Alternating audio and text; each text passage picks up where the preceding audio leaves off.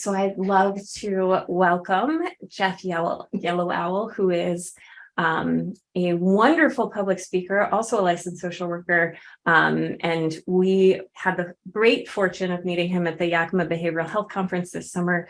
If you didn't make it to that, it was wonderful, highly recommend.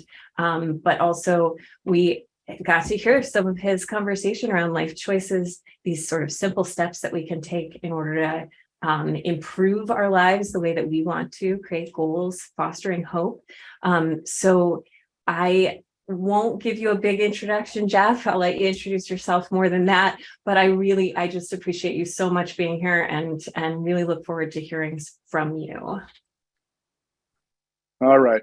Well, I was saying I'm making the adjustments from smoke signals to learning how to use this stuff here. So I plead native when I run into something. And it works pretty good. I get to play that card every once in a while. Play the victim thing with that. It's great being here with you all. I'm not sure how many people do we have, and some of the backgrounds, case managers, working with. We have about 111 people in our last one. So pretty big group, and it's growing. Good. The list is growing. Good. Well, let me talk a little with the time we have here. I wanted to kind of just introduce myself and kind of cover, we call it life choices, a simple self-care approach for anyone wanting to feel better. It's some stuff that I did over the years working as a counselor. And I originally from the Blackfeet tribe. I was raised on my reservation with our people in Northwest Montana, Blackfeet Reservation there. And the blanket behind me are the colors that our people from the Blackfeet with the blanket that I have. And so I left when I was 18 years old and ended up living in Seattle for a dozen years, more in survival mode, and then started getting some help with a counselor. And that started to change my life. And so I ended up going and working, starting in the field in 2000, moving over to the Yakima Valley in 2000, and worked there primarily with the Native population, a little bit of social work, but mostly clinical therapists working with trauma and addiction. And working within the system, not just individuals, you're dealing with a family and community system. And then I moved out to Eastern Montana last year, and I started working with the Crow tribe, Indian Health Service. I work at the hospital. Billings, Montana is where I live. So it's about an hour drive east, working at a hospital there.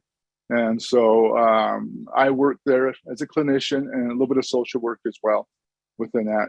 So I've been doing the work since 2000, but I've been going out doing public speaking and that kind of stuff since about 1991 with that. So married, we have 6 children. My wife, it's our second marriage, so we have a blended family. So that kept us in counseling for 18 months.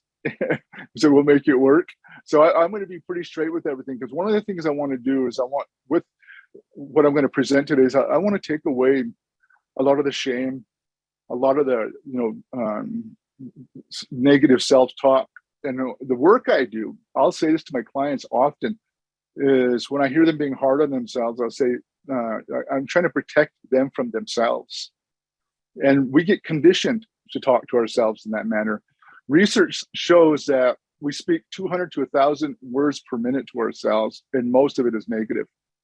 And so, so when we talk about self-care, working out in this area, we've had to do a lot of work. I've had to do a lot of in my own heart, own mind, to make it work, reaching out for help. And then years ago, I ended up burning out, and I got help, and realizing at the time, kind of setting up life choices, that I got help and realized that trauma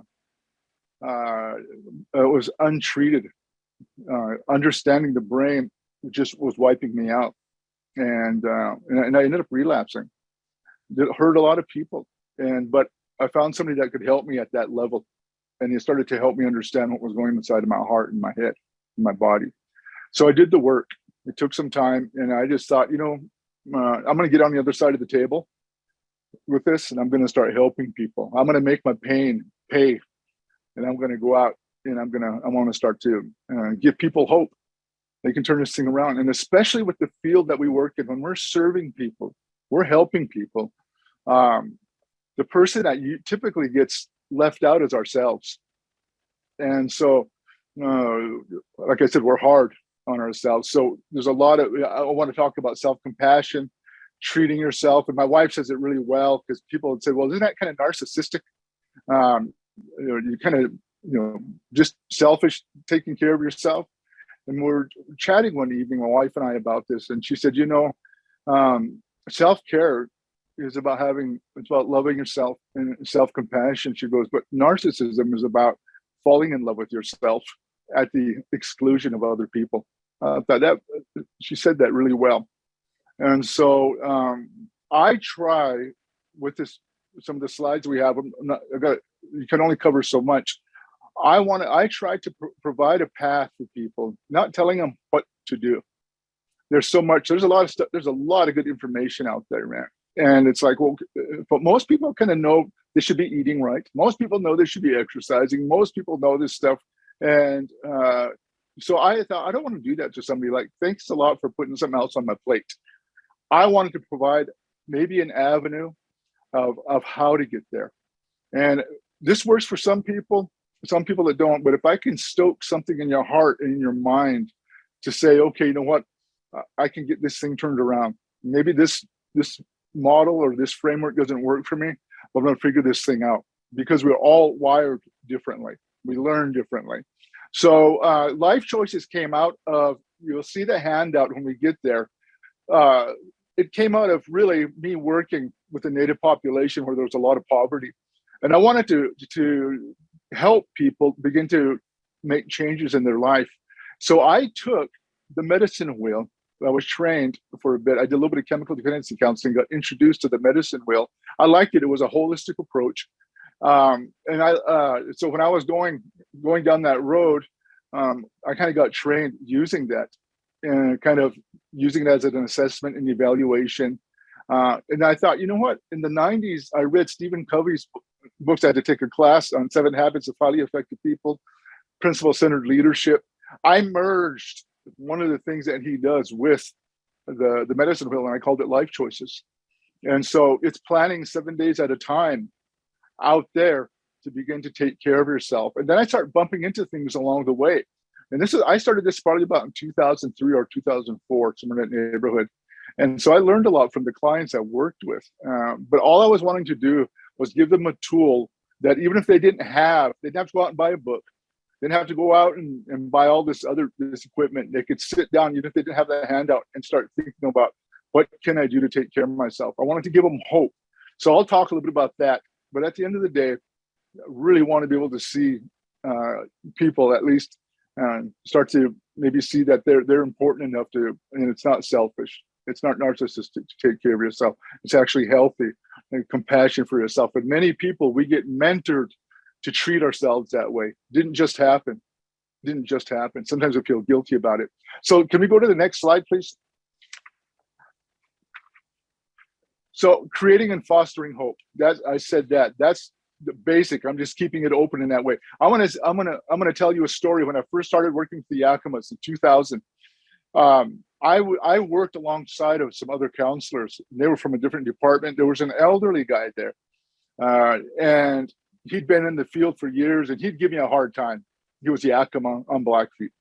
He'd come in and he'd just stare at me and sizing me up. And one day he finally calls me into his office. He comes in, I go in, and he says, "Come in here, Yellow Owl. Come in here." Sits me down in a chair, and he leans back, and he's got his braids and staring at me, and he goes, "What do you think you're going to do with my people?"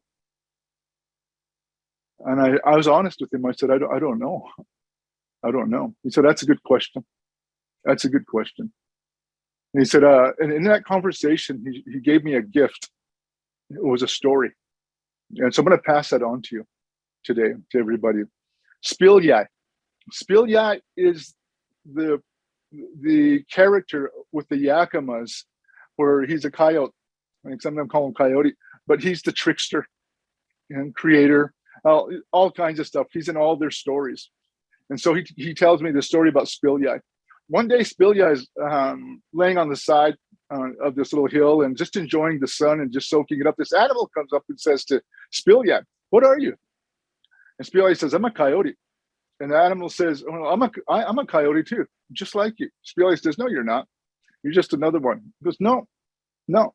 I'm a coyote." He goes, "No, you're just another one." They argue. Spilya gets frustrated, says, "Follow me." They walk over this little hill and into the brush, and down by the river, the Yakima are camped. The Yakimas are camped there. And he says to the animal, he says, "Stay here in the brush." And he says, "Watch." And he walks out in the open. And all of a sudden, the children start pointing and say, "Look, it's a coyote. Look, it's a coyote." The parents, "Look, it's a coyote." Grandparents, "Look, it's a coyote." And then he turns and says, "Okay, come on out," Spilya says to the other animal. And he comes out. The animal comes walking out, and they go, "Look, it's another one. It's another one." And he says to me, "Yellow Owl, my people aren't just another one. My people aren't just another one." And so I'll say this to you listening today: you're not just another one. You're not just another one. You're important. The work you do, and that just sounds I got some really cheesy sayings. That just sounds cheesy when it comes out, but I want to tell you, I understand that the work can be tough. And so I just want to be able to tell you that your life, people like me really do value the work that you do. And so what I want to do is I want to go on to the next slide, because I got a few stuff here that I'm not going to camp out for too long. So we're going to cruise through these slides, because I want to get to the life choices, but I want to lay kind of a foundation. Self-care definition from WHO. The activities individuals, families, and communities undertake with the intention of enhancing health, preventing disease, limiting illness, and restoring health. These activities are derived from knowledge and skills from the pool of both professional and lay experience. They are undertaken by lay people on their own behalf, either separately or in participative collaboration with professionals. I try to keep it super simple and make it really complex. Let's go to the next one. Yeah. Next slide, please. Self-care is an essential social work survival skill. Self-care refers to activities and practices that we can engage in on a regular basis to reduce stress and maintain and enhance our short and longer-term health and well-being. Self-care is necessary for your effectiveness and success in honoring your professional and personal commitments. I thought I'd give one more definition. Next slide, please. The mindful taking time to pay attention to you not in a narcissistic way, but in a way that ensures you're being cared for by you.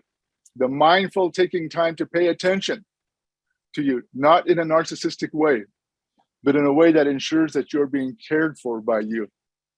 Prioritize. Next one, please. Next slide. And I thought I really like this. I got this from a training, the Burnout Continuum, and this is really how it starts. And again, I'm not going to stay heavy because I want to get more positive, but we still got to take a look at the other side. I won't spend much time. Stress. If we don't take care of ourselves, we end up with compassion fatigue, vicarious trauma, secondary trauma, and then burnout. So I'm going to give the definitions of these. That you guys have access to the PowerPoint, so you guys can take a look at these later on. If you're not taking notes, don't worry about it. I passed it on so you guys will have access to it. So next slide, please. This one's really important. The anxiety cycle. Anxious mess, therapy and self-care. Hey, I'm feeling pretty good. Wait, too good, suspiciously good. Something terrible is going to happen any minute now. And that's what stress does to us, especially trauma. And trauma, your past is your present. Your past is your present if it's unresolved. And so the work we do with people, just remember, we absorb that. We absorb it. I talk to a counselor once a month. I need it. It's part of my support. I have certain things I do throughout the week to take care of myself. Next slide. Stress in humans results from interactions between persons and their environment that are perceived as straining or exceeding adaptive capacities and threatening their well-being. The element of perception indicates that human stress responses reflect differences in personality, as well as difference in physical strength or general health. Yeah, I got my typo there. Stimulus that provokes a stress response. Next slide, please. We'll get there. Look at my crew. Anti-stress kit, I like this one. I used to use it. Bang head here, directions, place on firm surface. Me and my buddies when I was growing up, get crazy, do crazy stuff. Follow directions provided in a circle, repeat until you're anti-stressed or become unconscious. And next one, please. Just trying to mix it up. Compassion fatigue, the next one. Compassion fatigue. It's from Figley. And Figley is really probably the father of this field when we talk about compassion fatigue and self-care. Compassion fatigue refers to the profound emotional and physical erosion that takes place when helpers are unable to refuel and regenerate. And if you don't take care of yourself, you can get too far. It takes time to come back to that homeostasis, that place of balance. So you want to take care of yourself on a regular basis. If not, there is a way back, and I'll talk about it. That's how I ended up with this. Next slide, please. The next one is vicarious trauma, coined by Perlman, and describes a profound shift in worldview that occurs in helping professionals when they work with clients who have experienced trauma. Helpers notice that their fundamental beliefs about the world are altered and possibly damaged by being repeatedly exposed to traumatic material. Next one, please. This is part of that continuum. Then secondary trauma, developed by trauma specialist Beth Stamp, Charles Figley, and others in the early 90s as they sought to understand why service providers seem to be exhibiting symptoms similar to post-traumatic stress disorder without having necessarily been exposed to direct trauma themselves. Now, next slide. Then we have burnout, termed in the early 80s, describes physical and emotional exhaustion experienced with low job satisfaction and feel powerless and overwhelmed at work. By the way, we become pessimistic. I'm not putting it into some slides, but we end up pessimistic. Pessimism is different from skepticism. Pessimism is learned helplessness. Learned helplessness is what that is. And I've worked with them. I've been there, and you don't want to hope again because you don't want to hurt again. So you end up trying to guard your heart. Right to the right of me, I put this up here for you guys. That's a breastplate made by the Crow. My wife's brother made that for me. And it's symbolic for me. When you wear that, you're guarding your heart. You're guarding your heart is what you're doing. So when we talk about self-care, now I talk about taking care of your heart, your mind, your body. But I wanted to put that there because everything we do flows out of that, the health that we have.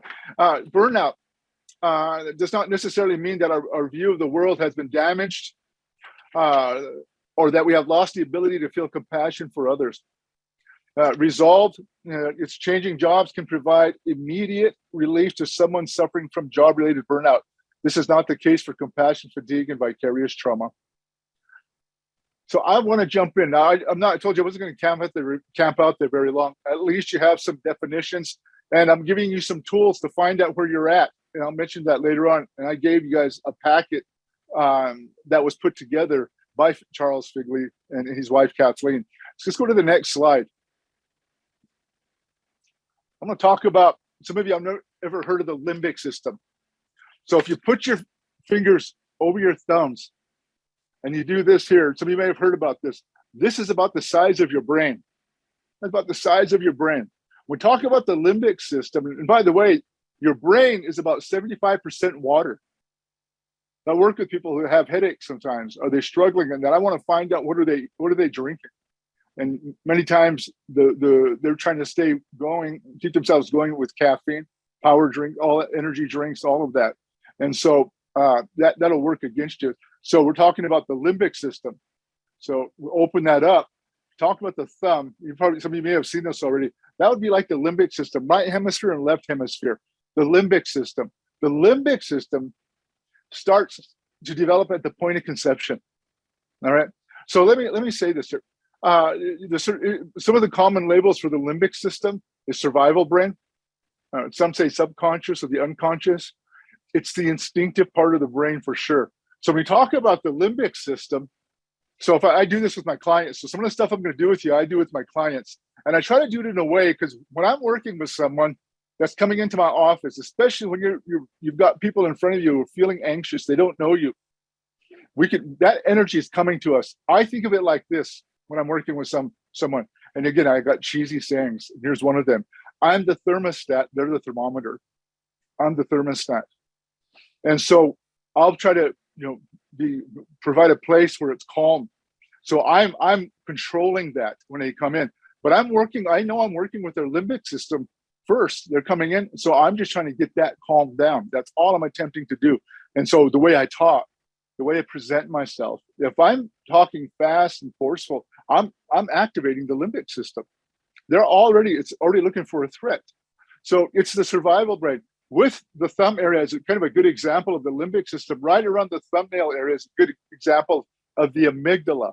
And I'll talk a little bit about that. These are two areas. I'm not going to go much deeper than that. I can talk about all the different parts of the system, amygdala, the limbic system. I don't want to do that. But this is so powerful when I do the psychoeducation with my clients about the limbic system. The amygdala, all amygdala means is almond. It's the Latin word. For almond is amygdala. So when they were doing the research and they saw the amygdala, they were like, "Okay, we can't call it almond." So they just sound really smart. They called it amygdala. I would do the same thing too. No, I'm joking. So it's the instinctive part of our brain. The animal kingdom lives at this level. The animal kingdom lives at this level, and I'm not going to go too much into the prefrontal cortex. This is what separates us from the animal kingdom right here. But when we're talking about self-care, we start to get tired. And if our limbic system gets activated to a certain degree, this goes offline. It goes offline. So I'm working with someone, if their limbic system is not calmed down and we're trying to problem solve, I'm going to frustrate them more. So if I'm not taking care of myself, I know one of the clues in this, I do this off and on throughout the years. I'm doing much better by not doing it. But if a client doesn't show and I tell myself, oh, thank goodness they didn't show up, I'm like, oh, that's not good. That's not good. It's not. I got to start taking better care of myself with that. So it's just a clue. I'm not beating myself up. I'm just going to tweak it. So it's the instinctive part of the brain. Some research says it's fully developed around 5, 6 years old. Some say 7 or 8. Let's go on to the next one. Next slide, please. The limbic system. Here's some common, it deals with emotions, memory, and arousal. Here's some of the stuff that I put down when I use a whiteboard in my office, and I'll draw it. I'm not an artist, but it looks really, really funny, but they get it. It's the seat of the emotions. The two primary emotions it deals with is anxiety and fear. It's almost like taking a step outside yourself. So when we're taking care of ourselves, remember this part of the brain, if we're not taking care of ourselves and we get tired, this instinctive part of the brain is taking over. It's taking over. Seat of the emotions is two primary emotions, anxiety and fear. It learns by experiences. It learns by experiences. So a baby cannot talk, right? But it's still got to let us know that it has needs. And so it usually has needs by crying. Lets us know it's hungry, right? It needs to be changed. Wants to be held. And you'll see mamas a lot holding their babies right over their heart to heart. And that's when the bonding goes on. And I'm not going to go too far into that, but that's when you got oxytocin and vasopressin being released. It's like two pieces of paper with glue in the middle, and you put it in there and it bonds it together. That's what's going on. And the scaffolding is going up with the baby to later on better adapt and handle stress in the environment. When that doesn't happen, that becomes underdeveloped. And it makes it more challenging. The window of tolerance is small. It's narrow. So it learns by experiences, not by what you tell them. It does not process words. So if you tell a toddler, don't go touch that stove, it's hot. What do? Go over and touch the stove, it's hot. Oh, crying. But if they come back again and they get ready to touch it, they get close, they'll stop and they'll pull back. Why? Because that lower part of the brain learns by experiences. So when you're talking about a baby, they want to feel safe. So the limbic system really is about dealing with just threats. It stores painful memories plus the feelings. This is powerful. When we're not working through our stuff, this is just there. My friend calls it the hibernating bear. And when it comes out, you will be hungry. And that's where I went back to my default. I grew up in a family where there was a lot of alcoholism, domestic violence, and a lot of promiscuity, all that stuff. And so when I went to that deep pain, I went back to that. I didn't know the healthy ways. I knew there was healthy ways, but that pain was so deep. It was so deep. Didn't realize the kind of pain, how excruciating that can be. But started to learn through this. It does not recognize time. Two of my oldest clients, they didn't know each other, were in their 80s. And it was one guy, they were both did well in life. One guy had an experience when he was 9 and 10 years old of being bullied by another family member. And he would turn into a little boy telling the story. The other one just dealt with a lot of trauma growing up. And he thought early on he was all behind him, but it kept interfering with his relationship with his wife. And over almost 50 years of marriage, she was threatening to leave him in their 80s. She said, because he was in pain. And he says to me, you can't teach an old dog new tricks. And I said, well, I got good news for you. You're not a dog. Yeah, you can change. Yeah. It does not recognize time, does not like discomfort, immediate gratification. It wants it now. It likes novelty. It does not, I didn't put this in there. It does not like, it doesn't care about consequences. This is the addiction stuff. This is the addictions. This is where the pain is excruciating and we don't know what to do to take care of ourselves. Let's go to the next one. Next slide. The amygdala, that's the thumbnail right there. It's part of the limbic system. This one here, it's just scanning. It's using the 5 senses. If are you in danger or are you safe? Right? I read somewhere where those coming back from Vietnam, that's when we talk about PTSD. They came back within a few hours in the jungle. Now they're in the US and they'd hear a car backfire or something go on and then they would react instantly in that moment. They were back here, but the limbic system, they were still in the jungle, right, with that.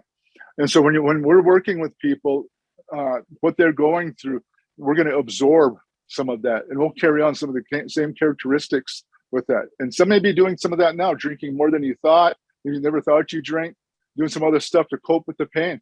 I tell people, you're not the problem. It's your strategy. It's your system that's not working, not producing for you at this level. It's going to find another way to take care of yourself. It detects a threat. It's conditioned by fear. It goes by perception with using the 5 senses, and it bases, you've got file cabinets in there, so to speak, and it's basing your current situation on your past experiences. It's what it perceives as going on. It doesn't deal with facts. It does not deal with the facts. The prefrontal cortex does. The limbic system is how somebody makes you feel, and it's not always accurate.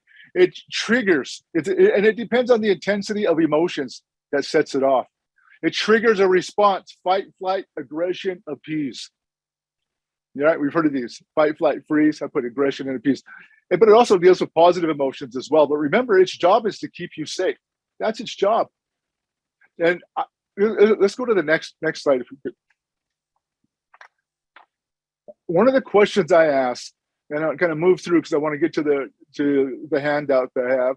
How does the current behavior affect me? And these are things that I ask myself. How does the behavior affect me? How do I act and feel? You know, I like cream puffs. I like cream puffs. Oh my goodness, they're so good, man. Like I'll go into the bakery area and I just all of a sudden I black out and I come to it in my car and I got a bunch of those cream puffs. That's my downfall. I'm doing pretty good right now.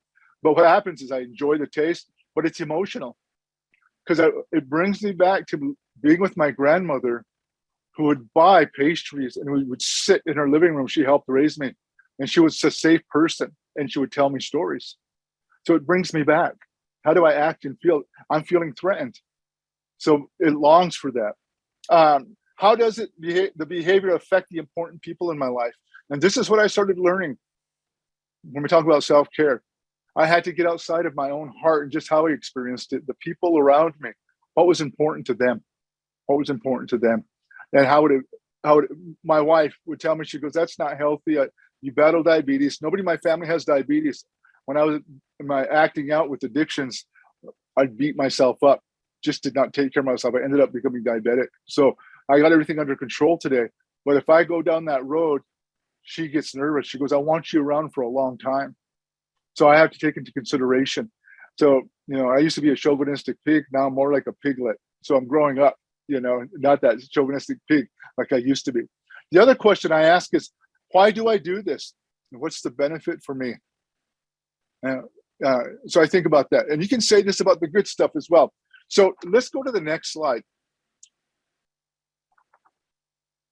I want to introduce two words. Some of you may have heard of this, but I remember years ago, they used to say, once the brain cells are gone, they're gone forever. You've lost them. Science is proving that wrong. Now we're talking about self-care. One of the terms is neurogenesis. And we're talking about laying down a new system, new habits, new way of doing business, new way of taking care of yourself, prioritizing. So it's the process through which neurons are formed, the process. Neuroplasticity is another one. Neurons that fire together, wire together. So when you talk about neuroplasticity, we're really talking about the ability to adapt. If you treat your brain right, you get new brain cells, new neurons. And check this out, a new brain cell is not created until there's an action, When you do something. Back when I lived in Seattle, I bought this VHS, when VHS was out there, this VHS tape, and it was called The Abs of Steel. Abs of Steel, I'm gonna tell you, it was a great video. And I tried it, and I got so sore. I only used it that once. And then I would put it back on again, and my body would go, oh, don't do it, man. This is too dang painful. And it was a good video. But my point is, until you do something, a new brain cell, a new habit doesn't get created. So let me tell you, when you talk about creating new habits, well, let's go to the next slide. We talk about creating habits. This is the part that I was trained in with a native guy, an elder, when I was in the chemical dependency field. So I used that, and I liked it. I called it 4 ways in 7 days. That's what I called it, meaning it's a holistic approach. And I want you to think about this though. When you're taking care of yourself, and especially when you're trying to chart your course, language matters. The words we use matter. When we talk about neurons that fire together, wire together, when you talk about pleasure and doing something you enjoy, we want to lay down a system that you can enjoy, something that you can do and look forward to, so that you're cultivating a way of doing it. Not just like I said, oh, I hate to go do that. What do you do? And I want to do it in doable doses. What can I do to move us in that direction? So words matter. And so I don't want you to think about a red blanket. This part of the brain brings up images. Don't think about a red blanket just for 5 seconds. I'm showing something with the brain. For 5 seconds, it's a bright red blanket. It's on a clothesline. And the wind's coming. It's a bright red blanket, right? Nice bright red one. And it's flapping around in the wind. Don't think about it just for 5 seconds. That's all I'm asking. Don't even in the back of your mind, don't think about that red blanket. Get 1, 2, 3, 4, 5, right? How many people were able to get the red blanket out of their mind, right? Yeah, it's there somewhere. Here's the thing. Even though we phrase something in the negative, don't do this week, don't do that, guess what? It becomes the dominant thought. Now I'm going to move myself in that direction.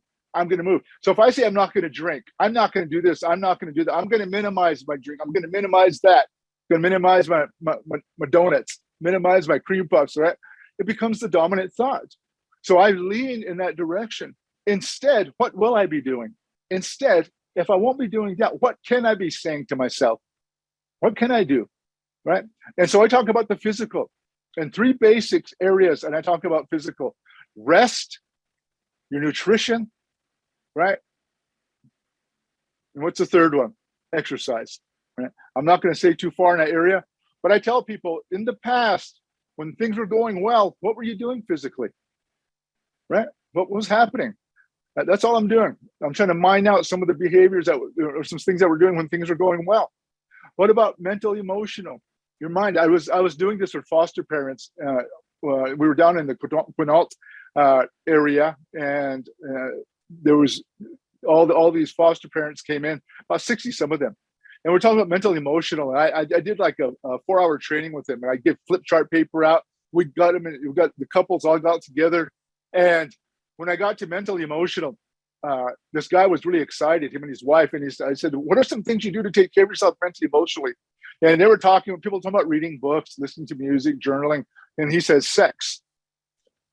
And the wife just stares straight ahead, but he won't stop. He says, oh yeah, sex. He goes, I like sex in the afternoon. He said, yeah, my wife, he goes, yeah, we have sex all the time. And they're probably in their 50s, 60s. And all of a sudden he says, and then there was a lady there, they call it Meals on Wheels. I don't know if you guys ever heard of that, but they go around, they were for elders on a reservation. You go to the house, you give them their meal for the day. Go knock on the door, right? And they come out and you get the food. And then the lady that, her husband that did that work, she said, oh, that's why when I go knock on your door, you never answer the door. Because the guy said, yeah, we're having an afternoon delight. And then all of a sudden, the wife puts her head down. She goes, if you don't shut up, it's all going away. He just stopped and stared straight ahead. Yeah. And here's the thing I like about this. Another lady, and I got this on another slide, she talked about, and I learned from her, when she filled this out, she said, folding clothes. Now think of your heart like a battery pack. What are you doing to fill yourself up, to charge that heart? I got my breastplate here. It just makes me think about, I'm guarding my heart. What am I going to do? I want to keep myself healthy and strong, prioritize myself. It's not selfish, right? Yeah, I'm important, and then not in a narcissistic way. And so she put down folding clothes. Now, I'm like, folding clothes, mentally emotional. What are you talking about, folding clothes? She goes, oh, yeah, I like folding clothes. And I said, okay. And so went on and talked about that. And she said, well, on Wednesday evenings, my favorite shows come on. I wash all the clothes and I dry them and I pile them up there in my baskets. And my show starts at 7. It's done at 9 because she put 7 to 9. And she goes, I put them in the living room on the carpet. And I said, anybody left in the living room can help me fold clothes. My 2 kids and my husband leave. I get the remote. And I get to watch my 2 favorite shows while I fold the clothes. And they'll sneak back in. I'll say, go ahead and start making those socks. Nobody wants to make socks. They're all gone. That's pretty creative. So everybody's different. Next slide, please. You've got a few moments, so I'm going to cruise. I call it getting in a rhythm. I already covered some of this. When things were going well, what was happening? What was I doing? What am I doing well now? I don't want you to beat yourself up. What am I doing? Well, you've got something going on because you're still here. And what and when will I practice? You're always practicing something. We're all practicing stuff, right? So, and I like to use the word practice because, people would say, well, when you tell me go do this, I don't do it. I feel like a failure. I feel like I failed. I tell them, and I started saying, what? I'm going to change the word to practice because that gives you room because you're developing a new system, a way of taking care of yourself. And what support is needed? Who do I need in my life? Next slide, please. So life choices 4 ways in 7 days. Right? Flexible. You get to try again. There's no long-term guilt. One guy said, you know what I like about this? If I don't hit the target, I get to try it again next week. Because we go through shift changes. Sometimes we're traveling. Something happens in our life. Everybody gets knocked down. You got to get back up again. You get to be creative. It's personalized and tailored to the person. You do it in double doses, and you learn how to set boundaries. Because you realize many people like work in this field like us struggle to say no. And we'll give up those times where we're taking care of our own heart and we'll pour it out to someone else when I was supposed to be there to take care of myself. Learn how to set boundaries. And guess what? Doing this stuff, you don't need to go out and buy a bunch of stuff. And here's the other thing. When I'm working with people and when I'm doing this for myself, it gets me out of the limbic system up to the prefrontal cortex. Because now I got to think out there. And that's a struggle for some because it feels like I'm doing work.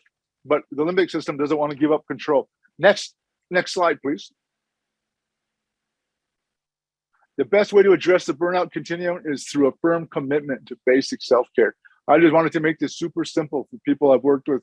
How do I get there? What can I do? Next slide. Trauma. So what I gave you guys was a trauma worker self-assessment for self-care. You guys, if you go to the site that you guys have everything there, it's a great packet. It's helpful. It's loaded with a bunch of questionnaires. It's done by Kathleen and Charles Figley.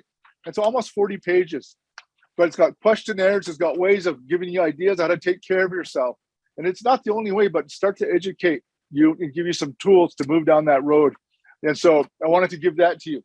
Next slide, please.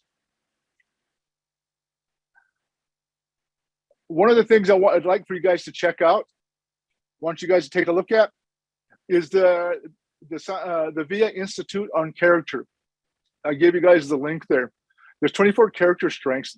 Martin Seligman, who helped and oversaw the DSM-5 and the diagnosis, he was one of the forerunners in this area of starting to say, we spend time looking at the deficit model with the diagnostic statistical manual.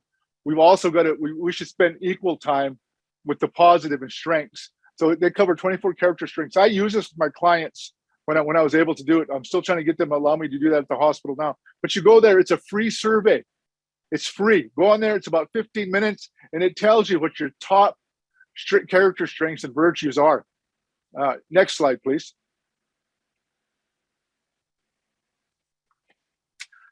Here's a good book to read, Atomic Habits. When I was talking to my wife, I was tired. I said, I want to go buy that book. And she goes, which one? It's called, I said, it's Tomahawk Habits. So she goes, I think you should write a book called Tomahawk Habits now that you said that. Now, Atomic Habits. I like this because he talks about goal setting, the system that you're using. And it really, it takes away the shame and reduces the shame and stops you from beating yourself up and makes things more doable. I like some of the stuff they do. How do you see yourself? Next slide, please. We're just about done. Here's some suggested reading. The Betrayal Bond by Dr. Patrick Carnes. Unspoken Voice, Dr. Peter Levine. Healing the Fragmented Cells of Trauma Survivors. I'm a fan of these people. Janina Fisher, Dr. Janina Fisher. And The Body Keeps a Score is a big one, Dr. Bessel van der Kolk. Learning about yourself. Take care of yourself. And there's 4 coping mechanisms that I teach people. There's a lot. You people have a lot already. But one of this is diaphragmatic breathing. You guys familiar with diaphragmatic breathing? You breathe in about 4 to 7 seconds if you're able to. Slow. You're mimicking your body's relaxation state. And then you exhale about 4 to 7 seconds. And so I practice with my clients. And what I'm doing, when that moment, you're accessing your diaphragm right below your rib cage, parachute shaped. And singers access it. You hear a singer hit a note and they just carry it. They've developed their diaphragm to be able to do that. And so that it just hangs up there. But when you're doing that, stress, it's designed to carry stress. It takes it away from the neck and the shoulders. The other thing it does is it moves the blood flow from the limbic system to the prefrontal cortex. So when people are taking tests, sometimes they studied and you can't remember. I said, man, I know this, I remembered. Many times they're scared, so they're breathing shallow into their mouth, or they're bracing or breathing shallow. What that does is it's like throwing gasoline on a fire. It sends the blood flow to the limbic system. And when this gets elevated to a certain point, this goes offline. I call this the professor, and I call the limbic system Mike Tyson. Mike Tyson. You want Mike on your side, but Mike can't run the show. He's infamous. He took somebody's ear off. He's doing better today, of course. But I call that Mike Tyson and the professor from Gilligan's Island. Yeah. You want Mike on your side, but you can't let Mike run the show because Mike doesn't care about consequences. At the time, he didn't. Again, I probably have to find a different name. He's doing pretty good, I hear. Self-talk. Learning how to talk to yourself. I'm safe. I'm fine. And when you're talking about talking to yourself, even if you're not there, I'm fit. You rewind. We don't say one day. I'm fit. You speak as though you're already there. Here's probably the most important part that I like about self-care in this area, and I think this is huge. How do you see yourself? How do you see yourself? So important. I was 330 pounds at one time. I'm working my way back, getting healthy to 200. And I hit it one time, 230, but I saw myself as an obese guy trying to lose 130 pounds. the thing is, when I'd get there, I'd hit my goal, it would come back with a vengeance. And so when you understand the psychology part and you start practice seeing myself as 200-pound fit native father, husband, grandfather, helper. I'm fit. That's who I am. And I'm shedding all the other stuff. That's who I am. I've been using all this other stuff to cope. Yeah, I'm going to learn healthier ways to access the endorphins, the dopamine in my body. Yeah, we've got other ones, oxytocin, vasopressin. We've got all this that we can access. If we treat our brain right. Next one, please. Next slide. And that's it. I think I covered a lot with you guys. Not much time. And so I went 5 minutes over. I enjoyed being with you, a little bit more different with being here. I like to see people, the whites of their eyes, but I hope I was able to help somebody at least get you to consider that you are important, self-compassion. And I know it sounds cheesy, man, but we gotta talk to ourselves and treat ourselves in a way, because there's people we love and we want to be able to help people. And it's challenging work. But it's a good life. It is a good life. Thank you for having me. Well, thank you so much, Jeff. Look at all the thank yous from the chat. Make sure you recognize how amazing that was.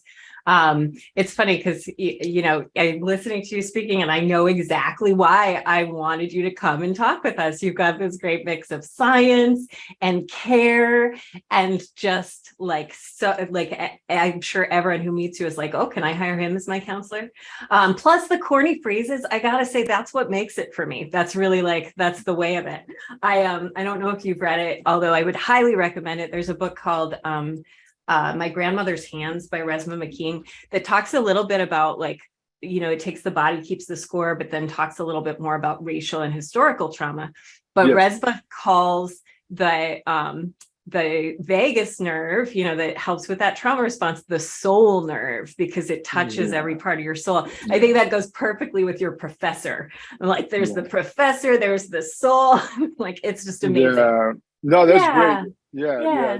No, there's so many different directions. I'm a big fan of Stephen Porges, the polyvagal theory, and learning that. And so even humming, singing activates it, right? There's all kinds, and it feels good. And I'm a horrible singer, but I still do it, man. I'll do it. I'll show you. I'll sing a song for you right now. No, I'm joking. No, that's how I don't do that. Yeah, you'll say, oh no, I'll damage you all. No, not at all. Not at all. If you all would like, we can take a few minutes for questions with Jeff. If you've got any that you want just pressing. And if you're really, really need to, we'll take a few minutes break and come back at 12:10, but do come back because I have one more thing to give you. So stay, talk to Jeff if you want to for a few minutes. Otherwise, run away and go get your last minute coffee before we go. And if you'd like to ask a question, go ahead and unmute yourself or put it into the chat and I'll ask him vocally.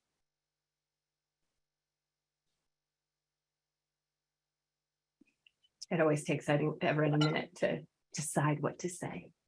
Can I ask a question? Go for it. Thank you, Jeff. That was amazing.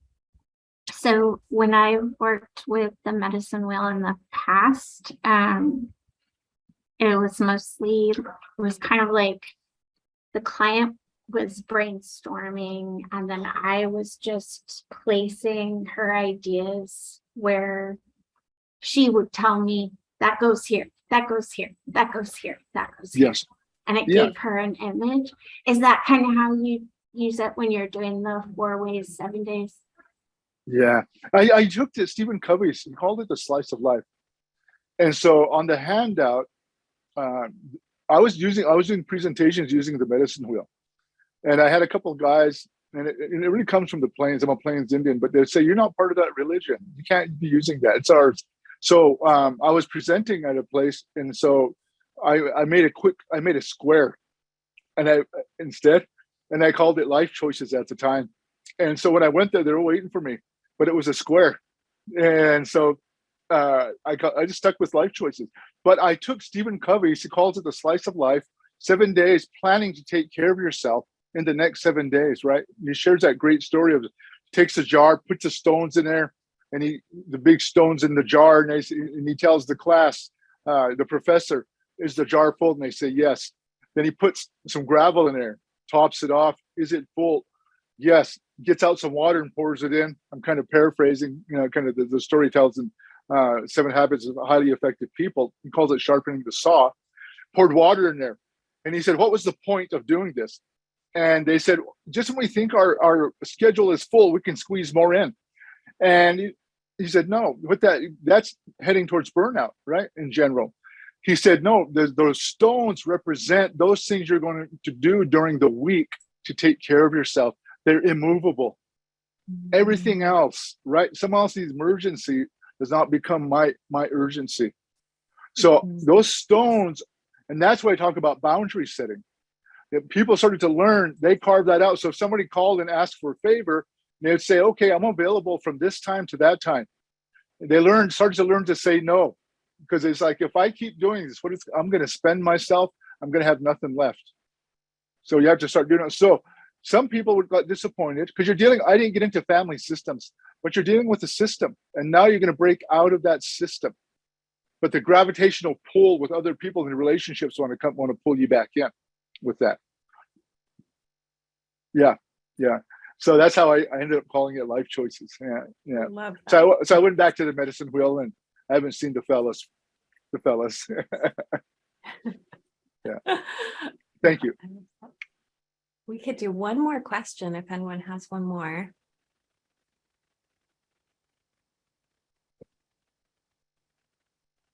We've got a lot of feedback in that there's so much to wrap your head around. Thank you so much. This was really amazing. So really, really good feedback. Someone's reading Atomic Habits right now. Very engaging.